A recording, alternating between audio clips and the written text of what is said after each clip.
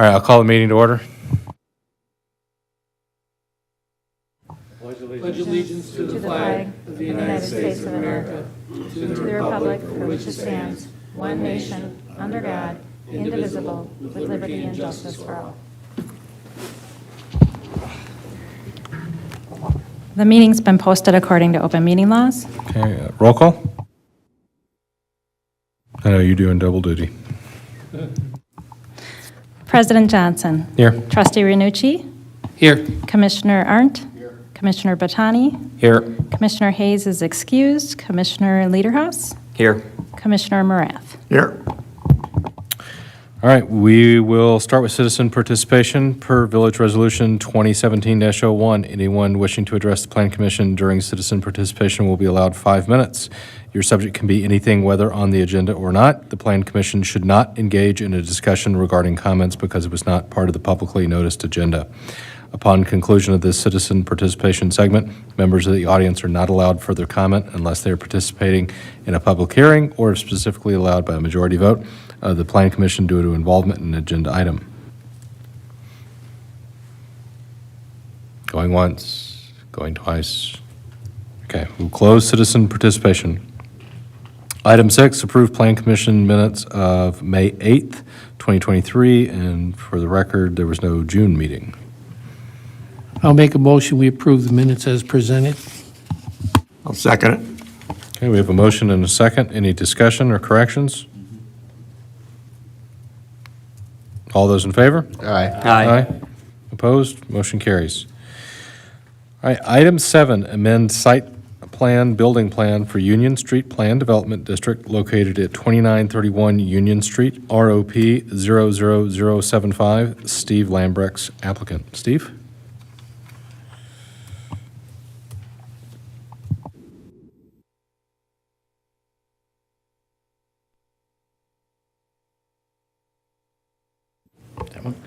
Okay, so you have the drawings there. What precipitated this is we have been trying to rent that building and having trouble because most of the people would like off-street parking.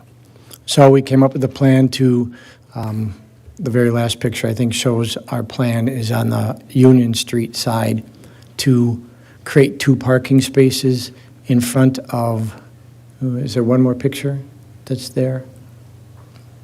Yeah, this one. Create that, which is now grass, and create 2 parking spaces there.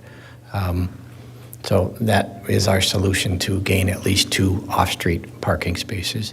I did check with Jason for the village, and he did not have any problem because there'd have to be curb cuts. He did not have an issue with that because it's away from the other curb cuts. Not sure what else you need to know. And then he did mention in there about the facade. Originally in the plan, if you can go back to like one of the first pictures. That's good right there. We had originally planned in that area that is gray, the whole church is red brick. We were going to put new stone over the existing brick. After talking with the representatives for the stone company, they advised us against that. It's too much weight to put on that existing brick. So they recommended a different product, and I brought you samples of what we're thinking, just so you can see. I don't know if we need to amend something, but I have a brochure showing it, but it's essentially steel siding, similar in color to what would there, and then that would just be face applied over the brick on furring strips. Similar cost, fire rating, all kinds of things like that. But installation's a little easier, and we're able to go right over the brick. Otherwise, we have to remove all the brick to put stone on there, and I don't see any advantage to doing that. So I said I don't see any advantage to tearing off all the brick, and so we can use a stone when other products perform just as well. So I have literature if someone wants to see it, or happy to answer any questions. I don't know if I need to amend the facade grant. If just that's a blank thing we use if we switch a product out. Is that a big deal? I don't know. I don't think you're going to have to amend it. I can give them a report. Okay. They have a meeting at the end of July, so I can provide that on their agenda, but I don't think they're going to have overwhelming concerns with that. I can always follow up I'll with be you happy to come in afterward. and talk to them if there is. So. Sure. So I'm happy to answer any questions.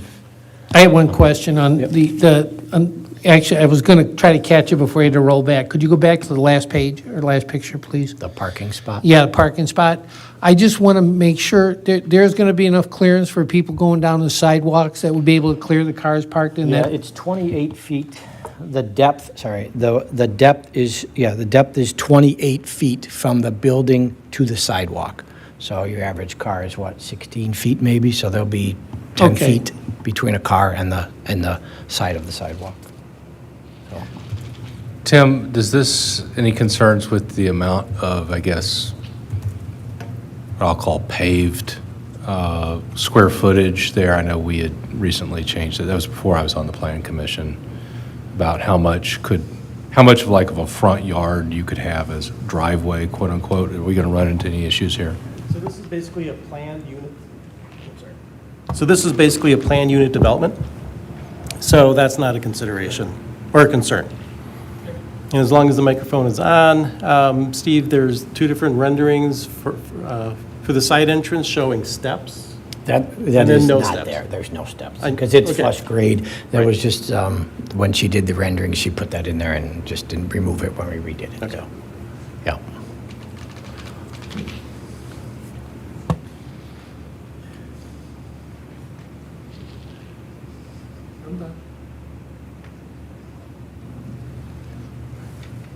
The chair would entertain any motions.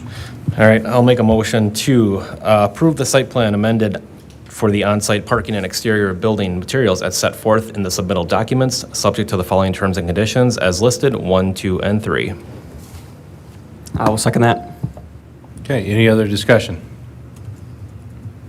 All those in favor? Aye. Aye. Opposed? Motion carries.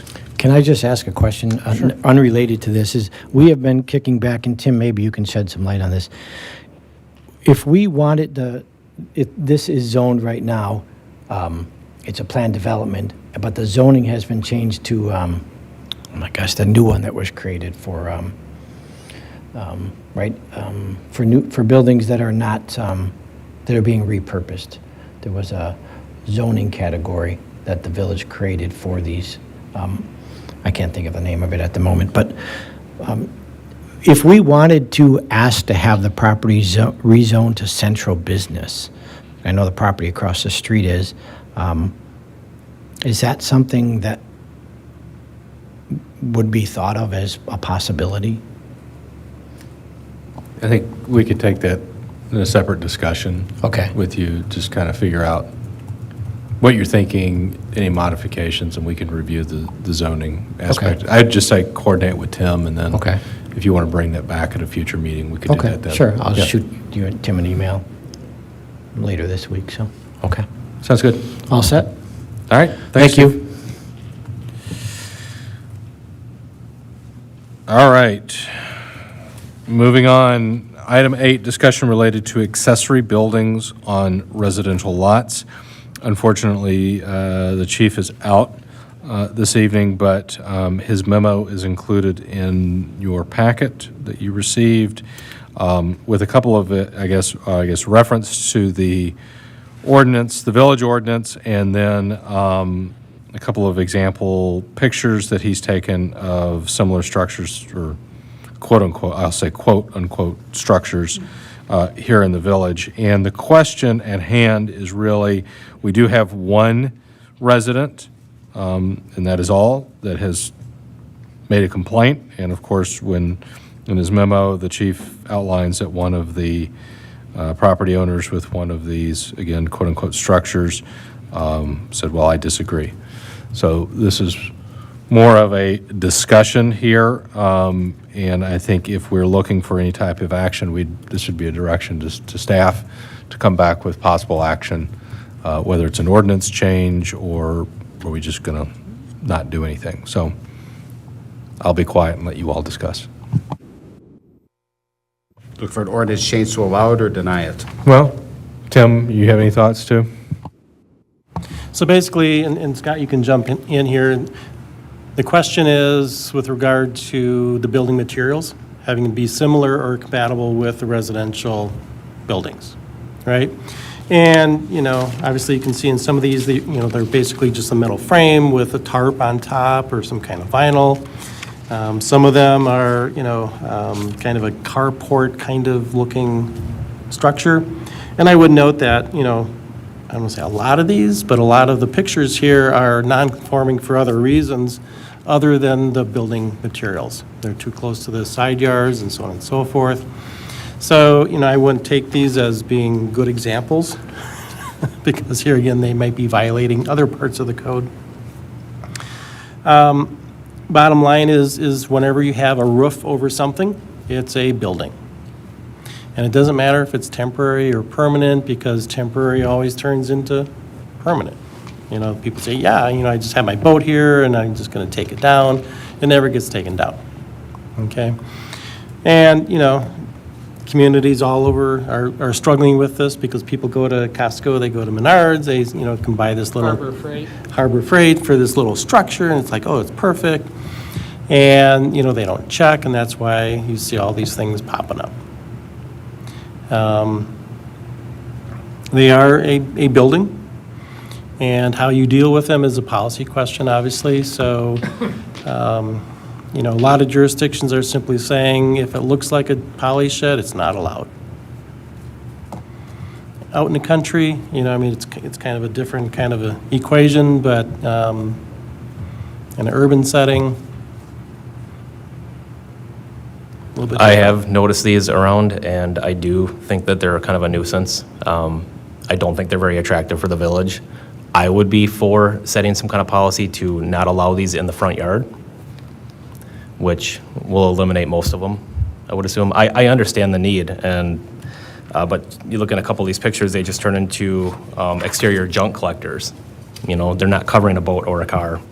There's this one structure with the aluminum top. This one actually looks presentable. So, but how do you differentiate between all the temporary structures? But I do see them as a nuisance.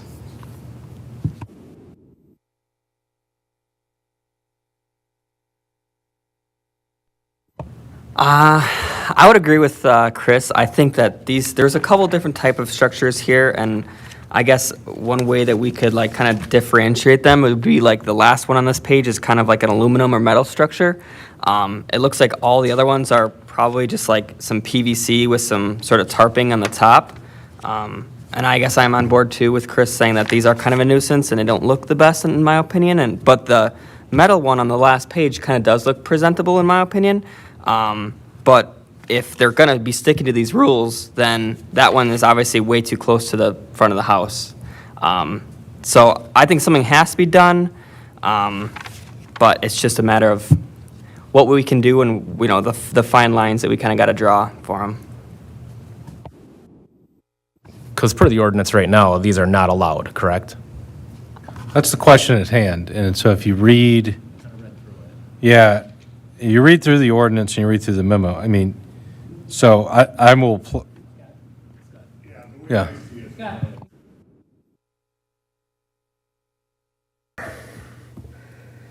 By ordinance. Anywhere in the yard? They're not allowed in any part of the yard at all? Correct. Maybe the aluminum one you could say is architecturally compatible, but it would be tough sell. And we'd have to get into the permitted area of that also. My biggest problem with them is, with people with me upset about when you tell them they can't have them, they're like, well, if I take my boat and wrap a blue tarp around it, then it's fine. And I'm like, yeah, and I What get sticks that. out, what sticks out more? A blue tarp wrapped around a boat or the aluminum frame with the white canopy on top? Right. And, to me, in a perfect world, if you were to allow them from, October, November till March would be okay, but I think that would be an enforcement nightmare because just knowing people in general, they would never take them down in March. Yeah, I think the debate with the one individual that the chief spoke to is they're taking this stand that this is portable. And so if you look at some of these pictures, the one that's on the screen here, that's not portable. No. That to me falls under that's a that's a structure. Somebody, That's going to be there. that's going to be there, it's reinforced, we have a high wind, it's, unless that aluminum sheeting's not properly secured, it's not going anywhere. But some of these, you get a big, down gust, it's going to go tumbling through the neighborhood. So that was, one concern I had. But then, when you look at these, to the point that was just raised, most of these are being used to keep the sun off, keep the elements off of a car or a boat. And then there's the one which is actually the subject of the complaint, which is on page 8. If you can go up, please, Eileen. That one. That is the one that's the subject of the complaint. And that one, and I don't know what's in there. Now, I will say, on the flip side, you talk about what's, I don't know, is there a car, is there a boat in there? It's their property. In my neighborhood, there was an individual that no longer lives there, but they didn't have one of these. They just stored their equipment outside. So their snow blower and their lawnmower and everything else just sat outside in the side part of their driveway next to their garage. I don't know. I don't think that we have an ordinance against that. It's their property. Right. So while this may not be the most attractive, I'd certainly rather see that than just see a mishmash collection of, power equipment that's sitting out there. Or if, maybe this individual has got a, table saw in there. I don't know. Maybe it looks like there is no garage there, but maybe they're planning on building one. I don't know. So, I get, there's in my mind, and I'm not sure I've formed an opinion, there is if you just, it gets too big and then you try to police it, it becomes an issue. But at the same time, these have been available for a long time. This is about the most that we've got. We've had one complaint. So people are going to put stuff in their driveway. They're going to put boats, they're going to put cars, they're going to put equipment, they're going to do what, So now if we wanted to put some requirements around, they have to be secured or, other things, that might be more appropriate. Or we could take the position, as Tim was outlining, that we have, other municipalities that have just said, no, it's a structure. And I think the question here is if we even did declare it as a structure, I think we probably would want to clarify that in the ordinance that's cited here in the chief's memo to make it absolutely clear that, no, this is a structure. But again, as Tim said, this is a policy decision. I think we have to be careful of the definitions of what the words we're using and things too, because politely, I will disagree with Tim, and it is, these shelters are not buildings, because to me, a building is permanent. Before Scott left, we had a gentleman came in and wanted to connect his garage with a breezeway. We made sure that had footings, that those breezeways were a permanent structure. That, to me, is a building.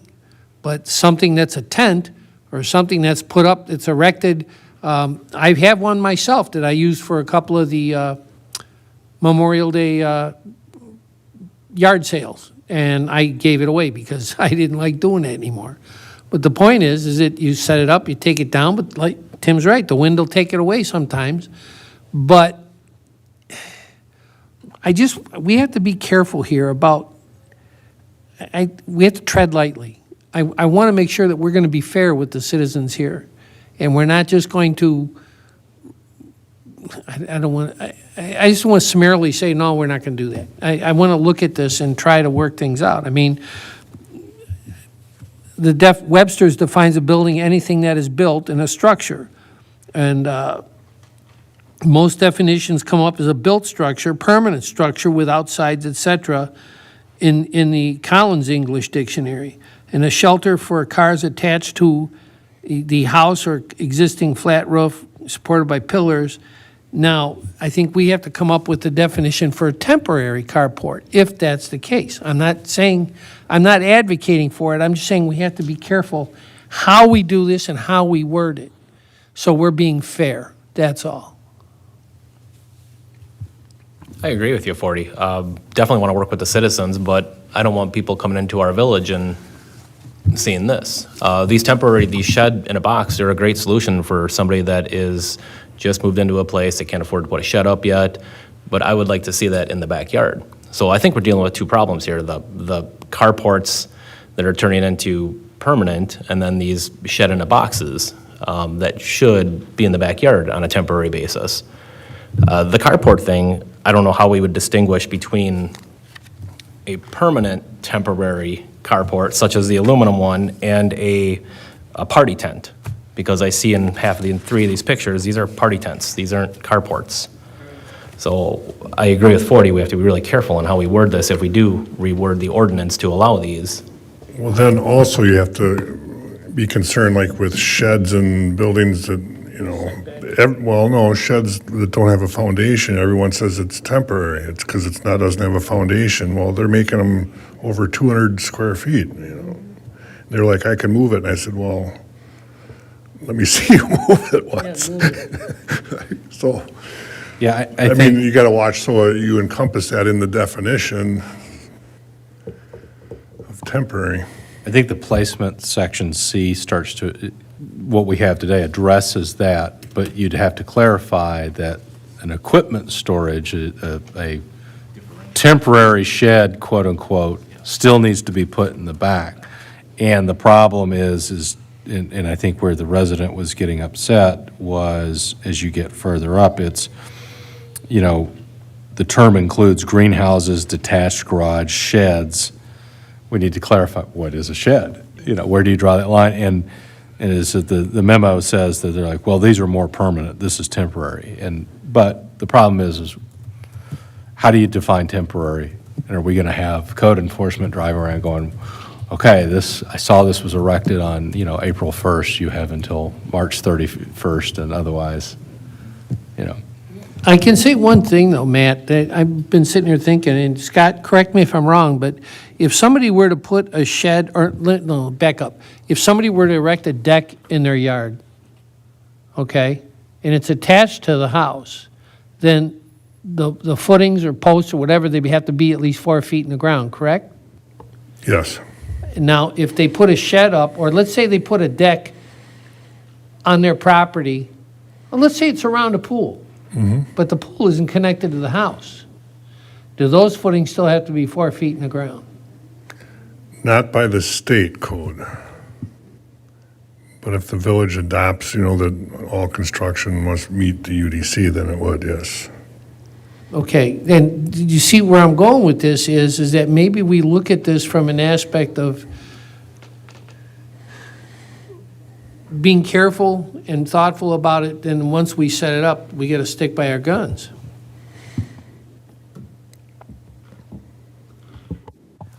So I guess what maybe I'll call it consensus that I'm hearing is we need to distinguish, we have a couple of issues here.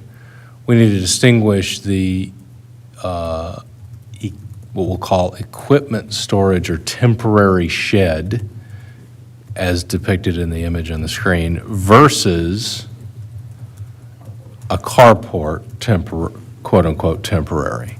And we may choose to do something else with that, but I think the more pressing question is, because I agree, I don't want to field I don't want staff or us to field a bunch of questions and complaints from people who are like, so I put this thing out here to protect my boat, I put a tarp over it, and you're not going to call me. Okay, I think that's a bit nitpicky. But I agree, you have something like this that potentially is, you're storing who knows what. It's not designed for vehicles or boats or things like that, so. Like I said, I'm okay with this aluminum carport because it looks like a carport. It looks like it belongs there. I'm sure it's anchored to the ground versus the party tent idea, the $200 Menards party tent that is used for Memorial Day rummage sales, which is what 40's talking about. again, how do we come up with the text to distinguish between Well, the two? I think one of the things, though, we'd have to have is that we'd have to make it clear that whatever is erected would have to be anchored. And again, the building codes then would have to come into play there. So, I guess you all chime in here, but I guess Tim and Scott, I mean, can you come back to us with like examples from other municipalities of whether they just outright banned it or they make some sort of distinction here for us to take a look at, some options in our next meeting and just see, what does that look like? And, obviously we can all take the time to drive around the village and see what we think and. Yes, you know, we can do that. And anybody listening or whatnot, if you have thoughts or opinions on this, we would love to hear you. Okay.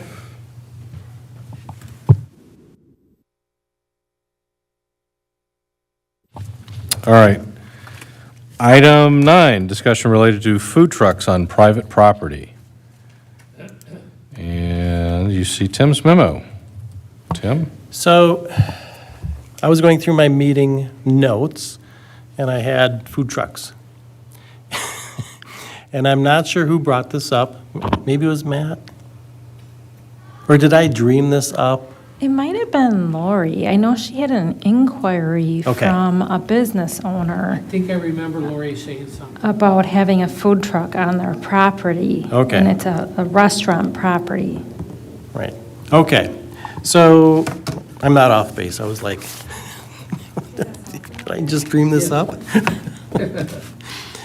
So what I did is, just as a point of discussion, included a description of what a mobile food establishment would be and some potential development standards. And obviously, each one of these are, points of discussion and policy issues. But essentially, the fundamental issue with food trucks is, setting aside whether they're in the street right away, if they're on public property, are they impacting other restaurants in the area? Right? Because these food trucks come and go, they're not paying property taxes per se, and, the brick and mortar is, and they're, kind of at a disadvantage, so to speak. So that's one of the issues. So the development standards are kind of meant to kind of create a level playing field, making sure that, the food truck is going to be serving good food and is licensed and so on and so forth. And what we do is include a restriction that a food truck on one property can't be within 300 feet of another restaurant. If a restaurant wants to have a food truck, they can do that. But they just can't be, food truck competing with another restaurant down the street. So More and more- I can't park my food truck in front of the brewery is what you're saying? Correct. Okay. That would be a different, altogether consideration, because that's basically the public right-of-way. You're saying in a public parking space. Example, Quick Trip. If they wanted to have a food truck come in on Thursdays and do tacos, that's where this would apply, On Quick Trip's property. on their property. They, Yes, they could have it on their property, correct. yeah. But would Quick Trip be able to park their taco truck out, let's say, across the street from the sushi restaurant? No, because that'd be within 300 feet. Correct. Yeah. I'm just asking the question. And it would have to be obviously on a commercial property that has a parking lot. So they cannot park in village parking spaces? Correct. That would be within a public right-of-way. Okay, so then are we going to have to make special arrangements then when they have their food trucks of the chamber on the square? Yeah, I want to make sure that we're not prohibiting that. Yeah. Well, I would think that you would want it written so that they would be allowed in public parking spots with the issuance of a special event permit. There you go. so we would have this being limiting with regard to, again, a food truck on private property, and a separate section dealing with food trucks within the public right-of-way. Or even on public property, not just right-of-ways, because I'm thinking over at the baseball fields, the So that would parking be- lot there. That would be covered under this. What about, because today we have this operate with the grocery store. They have the little food truck out there. Their and- yeah, brat trailer. And they, Boy Scouts or whoever grill hamburgers and hot dogs, and they sell those, for, whatever fundraiser in conjunction with the grocery store there. So how would this affect them? I'm being 40. So- I'm just asking the question.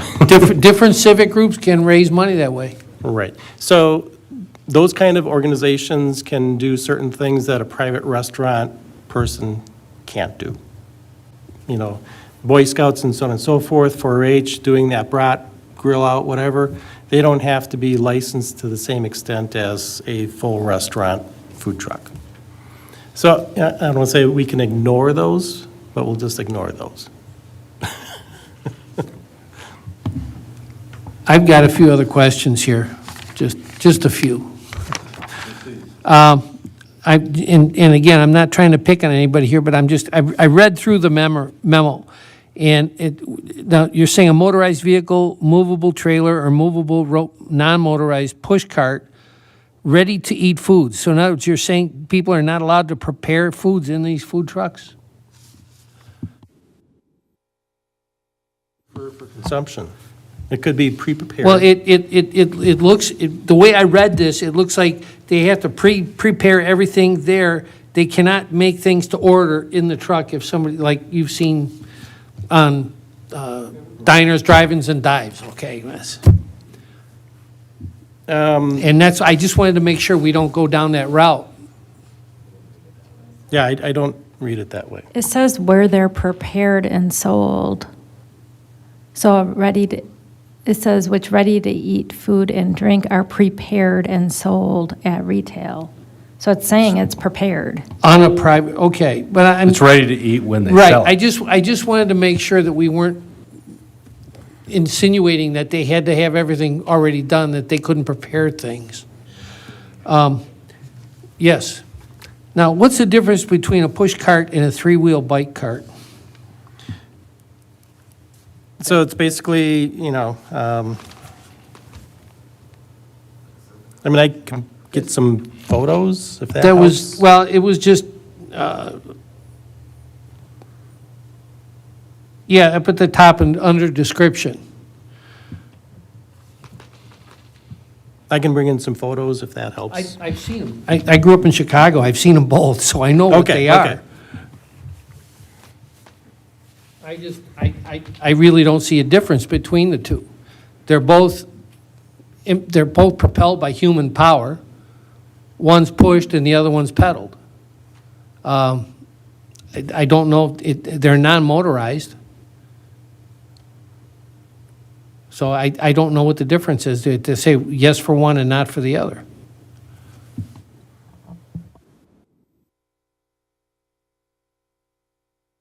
Does anybody else have a thought about that? I didn't grow up in Chicago, so I don't know what they look like. A lot of the three-wheel cart, on vehicle type, they're must be licensed into DMV, I'm assuming, and meet all DMV rules and regs, I would think, correct? If they're licensed, yes. Yeah, okay. Now, the licensing itself, business operation must comply with all food licensing requirements established by Walworth County and the state of Wisconsin. Now, should we mention in there that specifically they have to have a certificate of health inspection from Walworth County? There's not. I think last time we talked about food trucks, there's no such inspection. Is there? Well, I would hope there would be. Holy shamoly. No, I don't. They're preparing food for public consumption, just like a restaurant is. I would think they'd have to have something. I seem to remember we discussed this last time we talked about food trucks. They don't do that level of inspection like the city of Milwaukee or Milwaukee County do. I think, I don't think Walworth County does any kind of inspecting. It's all done at the state level. I mean, couldn't you just address it? Because maybe at some point there are inspections required. Couldn't it just say, and any required inspections? well, and that's fine. I just wanted to know who's going to do the inspecting and so that we can at least give a modicum of health. But I think the point is that that's not occurring for brick and mortar restaurants, so why are you holding these establishments to Oh, a I higher don't know standard? about that. I thought there are inspections No. in restaurants. There are? There's state level restaurant State inspections. level, that's what I mean. But Yes. Not a municipal and not a county, that's my point. And that's fine, and then maybe we require the state to inspect them then. I don't know. I just would like to say that if we have food trucks come in, that people can have confidence going there to eat, that's all. That's fine. I think you just have to be careful, but you say by Walworth County. To me, being local was the best way to start instead of going all the way up to the state right away. So it's my understanding that the state requires restaurants to be licensed, and they can do that themselves, or if there's a jurisdiction like Walworth County, Waukesha County, they have that authority to do it locally. They still have to comply with all the requirements, but the inspection is done by the county as opposed to somebody at the state.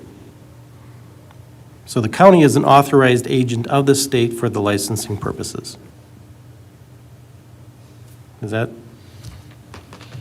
Correct. I think Walworth County opts not to do it, and the state covers it. Right. Yeah. Tim, can you talk about G and H? So again, I know it's probably not the best example of what happens at the grocery store. They do they take a little part of their parking lot and kind of cordon it off, and they put some picnic tables out there. So if we go over to Quick Trip, it's a taco truck, and they want to cordon off a part of their parking lot and put some picnic tables out there, wouldn't that be not allowed under G there? But that's private property. Well, that's what I'm wondering, like, that's where it's one thing if you're on public right-of-way, on the road, yeah, you don't want people sitting in the road, but. So, again, that's a policy question. The intent is for somebody to drive up with their truck, serve food, people come up, and they buy it, and then they're gone. Not to hang out, because then you're dealing with litter and, all those things that happen when people are eating outside. And it just turns into more of something than what a lot of, cities want to deal with. I guess but if I'm on private property, I'm trying to make the distinguishing, as we talked about earlier. If I'm Quick Trip and I want to allow people to do that, people are coming on my property anyway. Why would we want to say, oh, well, but you can't have seating outside there? So basically, people are coming and staying as opposed to, coming in, driving up, getting their food and leaving. Because, those people that are at those picnic tables are occupying other parking spaces that are really intended for the other use. Wouldn't you, Tim, actually, if you wanted to do something like that, they'd have to amend their site plan to allow it, right? If you wanted to put tables in an area like that? I know for a fact that Menards over in Burlington has a food truck there almost every day. It serves Mexican food. We got a picture of big pineapple on it. It's a big van. And it's okay. It's whatever, you like, but they're there a lot. And, Menards has got a big parking lot, let's face it. And I'll see people, they'll go shopping, they'll come in, they'll get their stuff, they'll load up the truck, and I see the truck pull over once in a while, and they'll get up and they'll order stuff. They'll get it to eat, and they'll either leave or they'll eat it in the truck and then leave. But it's not like, they're having a carnival out there or something. But again, this is Menards' private property. And I'm sure that this food truck has permission from Menards to go out there, park, and serve lunch or food or whatever to people coming through their place. I personally don't see anything wrong with it. Yeah, I think the question is, what if Menards wanted to provide seating?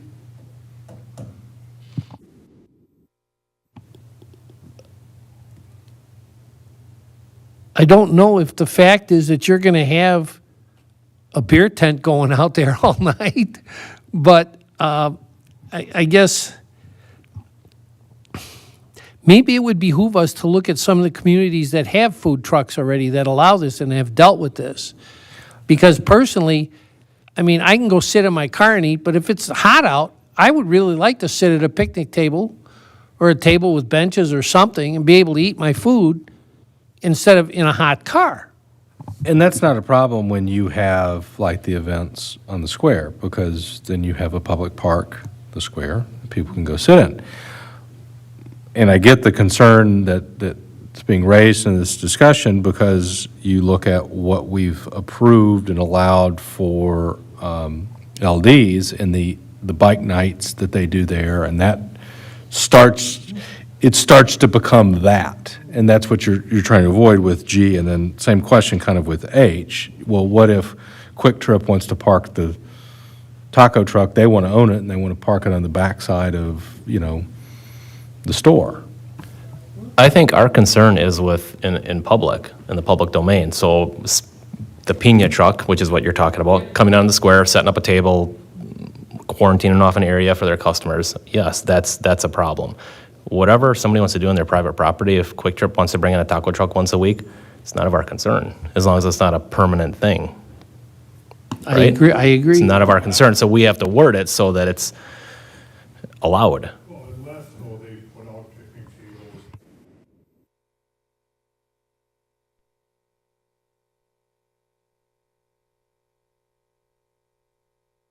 But if it's not a permanent thing, would they be able to pull a permit for a summer thing, such as you brought up LDs?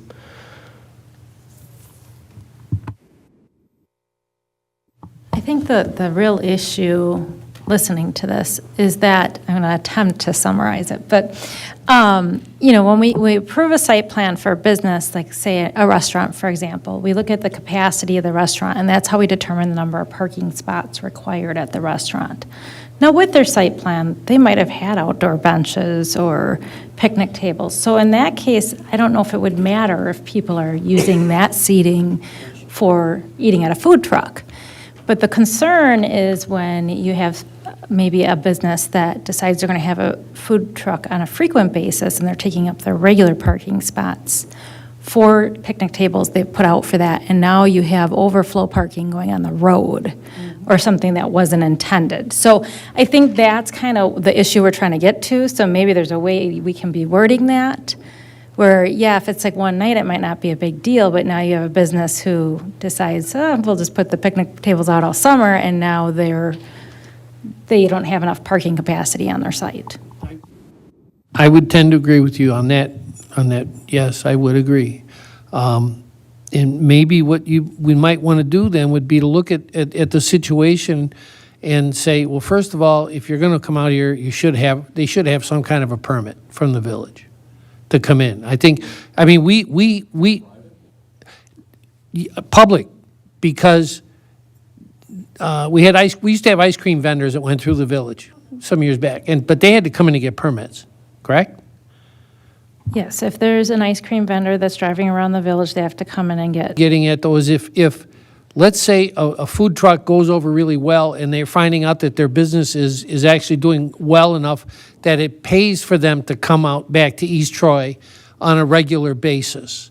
Well, then maybe that's something then, when their initial permit is temporary permit, whatever you want to call it, is issued, then they're giving something that said, okay, hey, listen, we hope things go well for you. If it does, then you're going to have to come back in. We're going to have to work out something on a more permanent basis, or a more, I don't want to say permanent, but something that's going to have more longevity to it.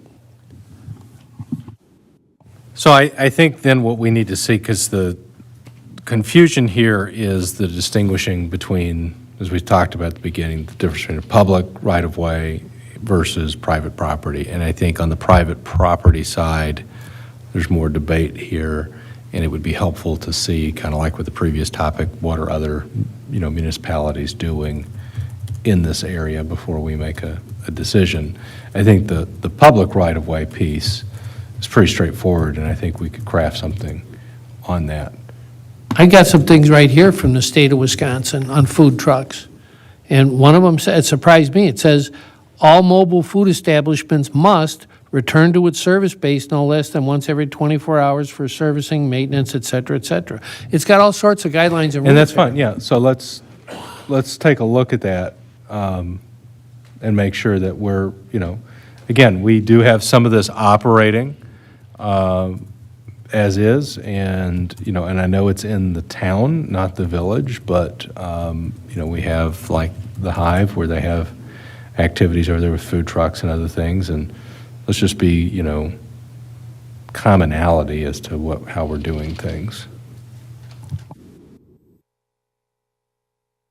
But, I mean, from the conversation, I think we're pretty straightforward on the public right-of-way. Like, you want to park it on the square, that's fine, get a permit. Otherwise, you're part of a larger special event permit, right? Okay? So I think if we... But if they're invited and they park on private property, that's a different ballgame. And that's where the debate we're having here, and that's why I think we need some examples of what to look at, some homework to do here. Is there consensus around that? Okay, Tim, you good on next steps? Okay. All right. Hey, 2 good debates. All right. Next item, item 10, recommendations for future agendas. So clearly, accessory buildings and food trucks would be 2. Revise application requirements for rezoning petitions. I think that's been on there for a little bit. Are we still working on that one? It's basically on the, list. Haven't started it, got other things, working on, it's lower priority. So for the commission's benefit, the village has procured, there's a piece of technology, software called Polymorphic, where it facilitates a number of these from an internal and external kind of like workflow, and you can see the status, very much like some of our stuff that we do on the zoning side. So we are revisiting a lot of this, so that might be something to fold into that effort there. And then potential regulations, information related to front yards, setbacks on side-loaded homes. About garage doors that face this off the side. This, On the, bless you, on the side load garage? yeah, Well, we had a problem in the past with Steve Bartle. When you have somebody that's built a home. oh, that, yeah, okay. They get, can't take garage load on the side. When they go to make the turnaround, they have to go in the grass, and they're not allowed to put their driveways any bigger because of the codes that we have. And it would have turned out a lot better if we'd have just told the builder, push the damn house back a little bit farther if you're going to have a side load garage, because then it gives them more room for the driveway to get around the corner. Yeah, okay, so, I guess, you, as Tim has time, say, you and Tim work with it. I have one other item. I would Please. like us to kind of revisit this cottage housing thing, and I was talking to Tim about it a little bit, and I'd like to see, there was an article in the paper that they're talking about these little homes for veterans that they're 400 and 600 square feet, but the cottage home that we're talking about, the minimum size was 650, right, Tim? So I'm not against one or the other. I just want to make sure that we kind of look at everything and say, is this where it's going to stay? That's all. Any other items? I think we got a good list there. Okay, next meeting, August 14th, 6:30, if needed. I assume it will be. All right, I'll make a motion to adjourn. So moved. Second. All right, all those in favor? Aye. We are adjourned. Thank you very much. Have a good evening. Please turn off your mics.